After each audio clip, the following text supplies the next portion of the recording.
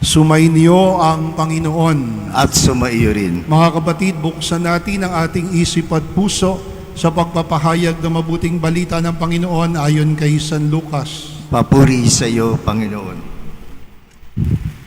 Noong mga araw na iyon, umahon si Jesus sa isang burol at magdamag doong nanalangin. Kinaumagahan, tinawag niya ang kanyang mga alagad at pumili siya ng 12 sa kanila na tinawag niyang mga apostol. Si Simon na pinangalanlan niyang Pedro at si Andres na kanyang kapatid. Sina Santiago, Juan, Felipe, Bartolome, Mateo, Tomas at Santiago na anak ni Alfeo. Si Simon ang makabayan, si Judas na anak ni Santiago at si Judas Iscariote na naging taksil. Bumaba si Jesus kasama sila at tumayo sa isang patag na lugar. Naroon ang marami sa kanyang mga alagad at ang napakaraming tao buhat sa Judea at Jerusalem at sa mga bayan sa baybaying dagat ng Tiro at Sidon. Pumaroon sila upang makinig sa kanya at mapagaling sa kanilang mga karamdaman. Pinagaling din niya ang mga pinahihirapan ng masasamang espiritu at sinikap ng lahat ng tao na mahipo siya sapagkat may taglay siyang kapangyarihang makapagpagaling ng lahat. Ang mabuting balita ng Panginoon. Pinupuri ka namin, Panginoong Jesucristo. Magandang gabi sa inyo, mga minamahal na kapatid kay Kristo. Nalilito ako sa mga bata ninyo. Ito ba'y may mga birth certificate na? Kanina tinanong ako, Father, saan mo maglalagay ng insenso? Sabi ko, doon po ba sa ambo o sa upuan? Sa upuan. Iniintay ko, kaya para na ako si Father Birano. Simula pa lang ng misa, may topak na. Wala pa yata mga birth certificate itong mga batang ito. Napakahalaga po ng ipinagdiriwang nating kapistahan sa araw na ito. Hindi natin kinakalimutan ang kapistahan ni na Apostol San Judas Tadeo at San Simon. Dalawa ho yan, no? Hindi lang ho si St. Jude ngayon, pati si St. Simon. At mahalaga sila sapagkat sila ay tumulong sa Panginoong Hesus sa pagpapatibay, pagkakalat at pagpapahayag ng ating pananampalataya bilang mga Katoliko Kristiyano. Kaya palagay ko marami sa atin dito mga deboto din ni San Judas. Tama ho o mali? Bagamat lagi ang ating equivalent kay Judas parang negative. Dalawang Judas yan. Hindi lang o Judas Iscariote, kundi Judas Tadeo. Actually, si Judas Tadeo, pag pinagmasdan nyo ang kanyang depiction, ang kanyang mga imahe, kamukhang-kamukha ni Jesus. Kasi related kay Jesus. Kamag-anak ni Jesus. At tingnan nyo nga ang katabi nyo. Tingnan nyo mukha na katabi nyo. Kamukha ba ni Judas? Ito mga batang Judas. So negative, ano? Pero actually, tayo ay nagdedebosyon din kay San Judas Tadeo, patron of the impossible. Impossible causes, impossible prayers, ano? Bakit naniniwala tayo doon? Sapagkat ang mga unang alagad ng Panginoon, ang kanilang buhay, hindi naging madali. Tayo ngayon, relax na relax sa pananampalataya. Maghihintay ka, magmimisa na. Sila, pagka ipinahayag mong Panginoong Hesus, ang kahulugang kaagad hirap. Ang kahulugang kaagad ay pagkakadakip o pagkakaaresto. Ang kahulugang kaagad ay parusa. Kaya alam nyo yung magandang simbahan dito sa Ivo City, kabebles lang po, 2 weeks pa lang dito sa Kawit, sa may Ayala, Ivo City ang tawag. Kung nakita nyo na, napakaganda, 300, 400 million church. Pag yun ay tinignan nyo sa taas, sabi nila ng mga architect, sa drone o kaya nakasakay ka sa helicopter o aeroplano, ang makikita mo doon ay ictus. Ano yung ictus? Yung permeable sign. No? Sinaunang palatandaan ng pananampalataya, isda. Kasi sa Akawit, marami ring isda.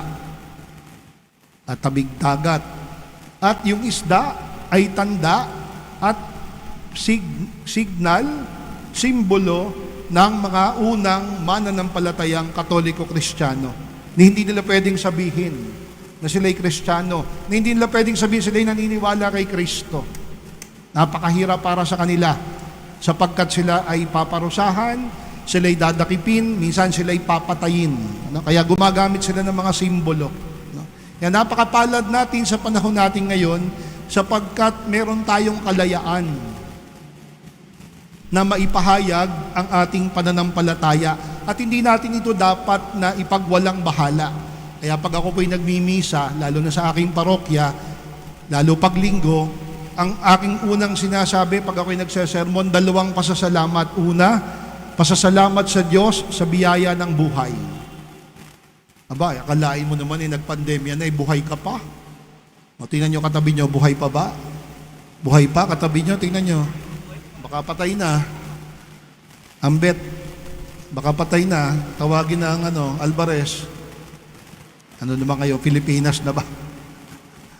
At pangalawa, nagpapasalamat tayo sa Diyos, hindi lang dahil sa biyaya ng buhay, nagpapasalamat din tayo lagi sa Diyos sa biyaya ng pagkakataon na ibinibigay sa atin na makapagdiwang ng ating mga sakramento, lalo na ang sakramento ng banal na Eucharistia, ang banal na misa. Naranasan yung lahat ang pandemic. At meron pa mga tao, matanda o bata, na hanggang ngayon pandemic mode pa din. Ayaw pumunta sa simbahan. Ayaw ng face-to-face. Gusto online na lang.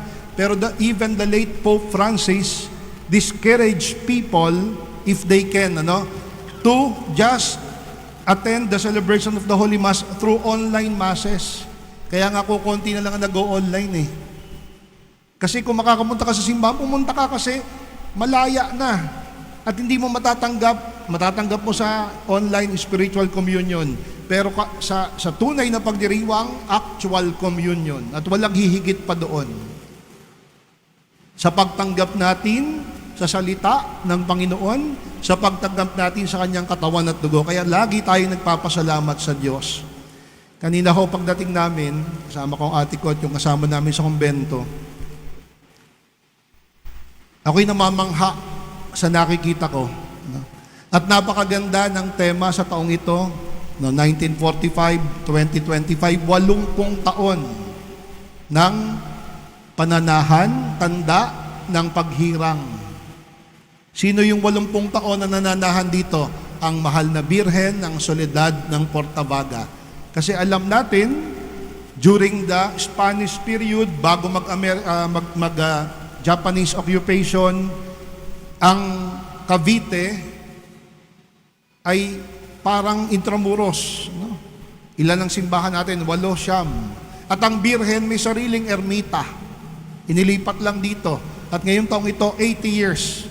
Nasabi ko kanina, kahit na medyo matagal, actually kami ang mga unang nandito nung sinisimulan ito Kinukompute ko kanina I was assigned here 22 years ago when I was a newly ordained priest. Na-ordain ako 2002 ni Cardinal Tagle, June. That time, 6 na buwan na akong diakono sa General Trias City, St. Francis of Assisi sa Malabon. Tapos another year, 2002 hanggang 2003. 2003, pagkatapos ko sa Malabon, dito na po ang pangalawa kong destino. At kinukompute ko kanina, I was here for a little over 2 years. Ako ang isa sa pinakamahabang assistant dito Buti na lang, hindi pa uso ang Facebook noon. Kasi kung uso ng Facebook noon, palagay ko marami na rin ang bash sa akin. Apakahirap ng panahon namin noon dito na nagsisimula. Kasi maintindihan mo naman kasi ginigiba yung simbahan. Sino ba naman na matutong makitang ginigiba ang simbahan? At napakahirap mangolekta ng donasyon dito o sa abroad. Bakit? Kasi ang iyong kukuning donasyon para sa semento, para sa hollow blocks, para sa bakal, para sa paghuhukay, para sa pako. Hindi pwedeng ilagay ang pangalan. Pero kanina sabi ng ate ko, oo nga, natatanda ko sa ko. Pero dito sa Cavite City ako, nahasa. Baya akalain nyo, nakapag-PhD ako sa Lasal ng educational management. Pero may isa pa akong PhD sa California. Alam nyo ba yon? Hindi nyo alam, ano? Kasi hanggang ngayon, nagpupunta pa ako ng California. 20 taon, dito ako sa Cavite City nagsimula. 2004. Alam nyo kung anong PhD ko sa California? Puro hingi ng donasyon.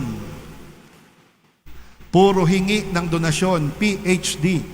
At natatandaan ko pa nung araw, pag uuwi ko, galing California, walang limit si Father Sapida, the late Father Sapida. Kung gusto mo 3 buwan ka dyan, 3 buwan. Kung gusto mo 2 buwan, 4 na buwan, pwede. Basta pag uwi mo, may uwi ka. Kaya ako noon parang pokpok. Kung saan-saan ako nakarating. At matay ko mang isipin, alam nyo yung si Mang Hill, patay na yun ambet, si Mang Hill, nagagawa ng mga urna ng biren sa Salinas, gumagawa rin yun dito Alam nyo, may mga taga-Amerika dito na nandito, balikbayan. Naikot ko pati ang East Coast, at least yung mga major na ikutan, dahil sa mahal na birhen ng Soledad ng Portabaga. Nakarating ako ng Washington, nakarating ako ng Maryland, nakarating ako ng Boston, nakarating ako ng New York mag-isa. Maiiwan pa nga ako ng eroplano. Pagkilaki-laki ng airport, mukha akong tanga. Hinahanapan ako ng babaeng negra. Negra talaga Hinahanapan ako ng card. 2004, 2005 yon. Meron naman akong printout ng ticket ko. No, sabi niya, I want to have your card. Sabi ko, but I don't have any card, even a Christmas card or a birthday card or a Valentine's card. I do not have any card. Mabuti lang, minaawa sa akin isang Amerikanang puti. Sabi ng Amerikanang puti, pinahihirapan mo pa print out lang naman ang kailangan mo. Napakalaki ng airport sa JFK, takbo ako. Ako mag-isa. Ang lakas ng loob ko dati. At kahit kailan hindi ako na overweight. Ngayon nga, overweight na ako Ang maleta ko, ang laman, puro birhen. Ayan, Ate Onya, nasaan ka? Antonia de los Santos, nakita ko kanina. Nasaan si Antonia? Yan ang mga tagabalot ko ng maleta Si Milet. Si Baby, ang mga padala niya sa akin, puro chicharon. Padala sa mga pinsang ko. Tsaka mga choknat. Hindi ako na-overweight kahit kailan. Katatapos lang ko ng 9/11 noon. Kasasabog pa lang ng bomba doon sa pagpapasabog, paglipad ng eroplano sa 9/11. Alam nyo, pati holy water, itatapon mo sa basurahan. Kasi bawal At napaka-sensitive nila sa lahat ng dala mo. Pero ni minsan, hindi ako na-hold. Ni minsan, hindi ako nag-overweight. Ni minsan, hindi ako nasita o nasaway. Bakit? Ang dala ko ang mahal na birhen. Hindi ko lang na-check kung hanggang ngayon nandun pa yung mga imahe. Pero lahat to, naikot ko yan. Na California, halos naikot ko yan dahil sa mga taga Cavite City. And I fondly remember them all today. Ang dami na hong mga nawala na. Nandito yata si T. Olive. Andiyan ba si T. Olive? Anak ni Chapuring. Mag-anak namin. Dinalaw ko nung huling punta ko ng California noong Agosto. Kasi yung matandang yun si Chapuring, Bautista, Santiago Bautista, hindi ako napunta doon. Hindi pwedeng hindi magpapadala para sa birhen at magbibigay para sa akin. Alam niyo kung magkano inuuwi ko noon dito? And I'm proud to tell you, taon-taon sinasabi ko to para wag niyo makalimutan. Ang mga taga-Amerika, $25,000, $30,000, sisiw lang sa akin yan. Dahil ang mga taga-Cavite hindi nakalimot sa mahal na birhen. Itong dome na to, alam niyo kung magkano to? Itong dome to. That's 18 million. Sino nagbigay ng 18 million? Cavite City Association of the United States of America, Cavite City, USA. Through the efforts of many people, special mention ang pinaka-head, June Facundo. Nakaregister pa tayo sa IRS, Internal Revenue System ng Amerika. Ibig sabihin yung magbibigay ng donation, tax deductible sa kanila. Yan, alam na alam ko presyo niyan. Nung kinonstruct yan, 18 million yan. At lahat yan galing sa Amerika. Ang nagbigay niyan, mga taga-Amerika na hindi nagsawa na sumuporta sa atin. Bakit ko sinasabi sa inyo to? Ginagandahan natin ang simbahang ito kasi pinili ng Panginoon at pinili ng mahal na Birhen ng Soledad ng Portabaga na dito siya tumira sa atin. 80 taon, 80 years. So it is but okay and all right for us to do our part to make this church her home. Amen? Tatapusin ba natin ang simbahang ito? Amen? Amen? Abay, sumagot kayo mga Hudyo. Dahil matagal na kayo sumasagot ng oo, kaya hanggang ngayon itutuloy natin. Hindi natin titigilan. Nagko-contest lang ito tsaka ang Queens Row, yung parokya ko ngayon. Parehong-pareho ng simula. Hanggang ngayon, hindi pa rin tapos. O kung sino man ang mauna, okay lang yon. Basta ang mahalaga matapos at maipatapos. At kanina pinagmamasdan ko, sabi ko, hindi na masama. Dati, hindi mo ma-picture out. Paano mo pagkukonektahin tong 3 altar na to eh? Kasi hiwa-hiwalay eh. Ang arkitekto po nito, arkitekto din namin. Architect Roy de Guzman. At nung ipinresent kay Bishop Ray, yung plano nito, saling pusa pa rin ako, kasama pa rin ako. Kasi hanggang sa panahon ni Father Doming, si Father Maiko, ahead lang sa akin ng ilang taon sa seminaryo, pero kami magbabarkada dyan, kami yung mga younger, kasama pa rin ako sa inyong construction committee. Saling pusa na lang. At ako'y tuwang-tuwa na makita kung gaano na ito gumaganda at gaganda pa. At marapat lang. Kasi hindi lang ang mahal na Birhen ng hinirang. Tayong lahat ng mga taga dito sa San Roque Parish, hinirang din ng Diyos para sa atin tumira, sa atin tumigil, sa atin mamuhay ang mahal na Birhen ng Soledad ng Portabaga.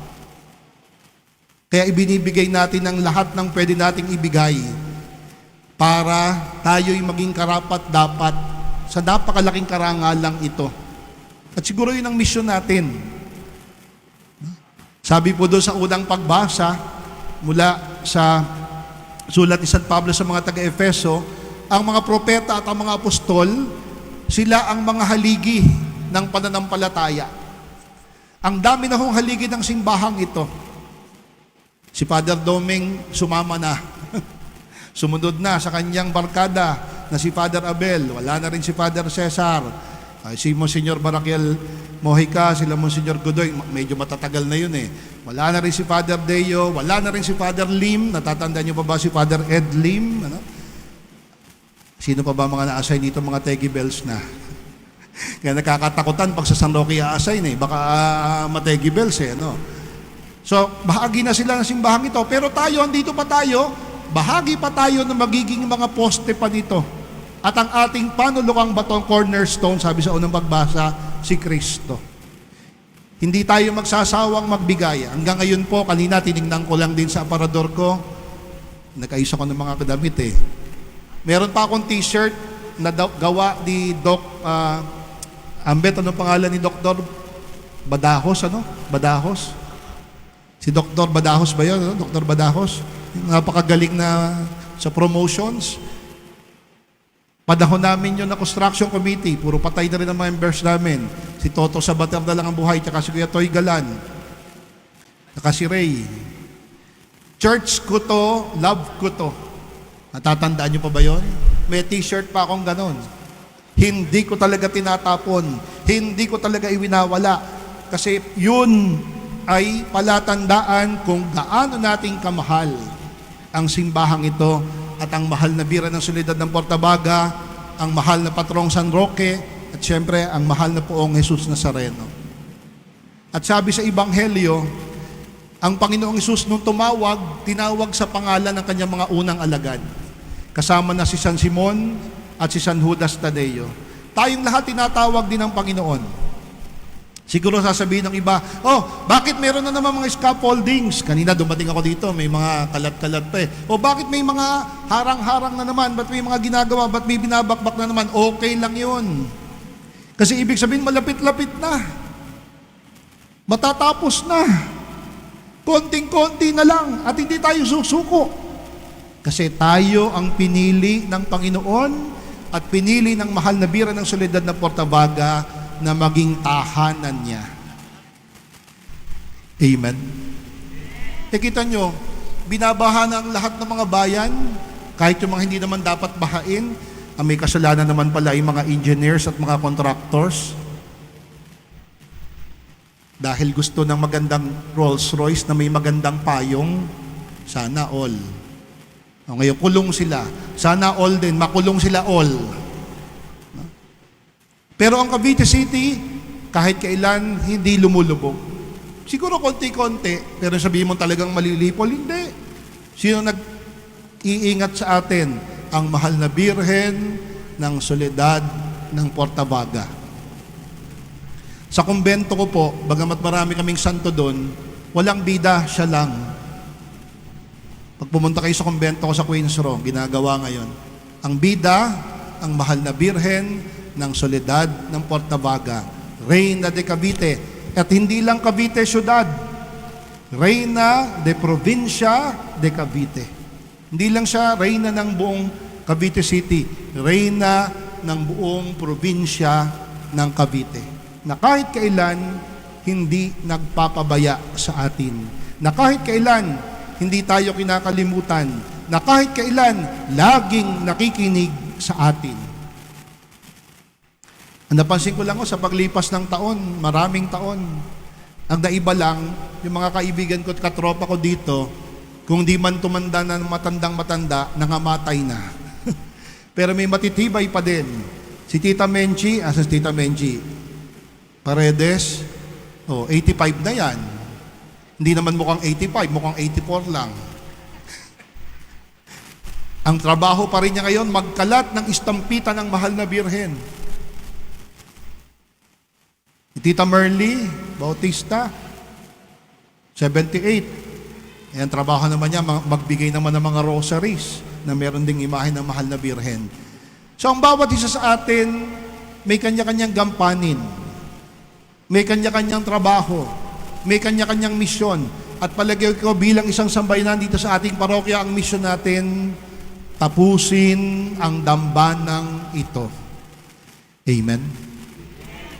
Amen? Tatapusin ba natin to? Amen?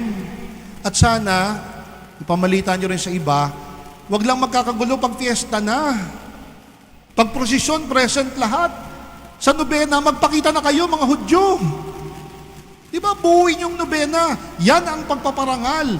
Yan ang pagdedebosyon. Yan ang pagpapakita ng pagmamahal sa ating mahal na patrona. Ay, ganyan puro picture-picture na lang Wala namang masama sa picture-picture.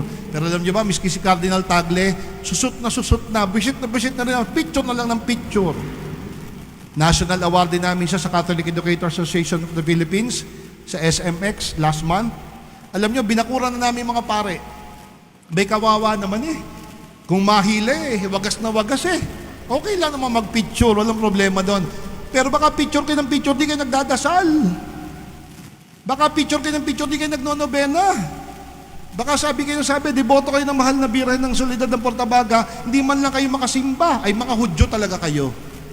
Dapat sa inyo'y batukan para matauhan. Ay, kukunti kayo Kukunti kayo. Ako nung panahon ko dito, yung Sabado, blockbuster yan.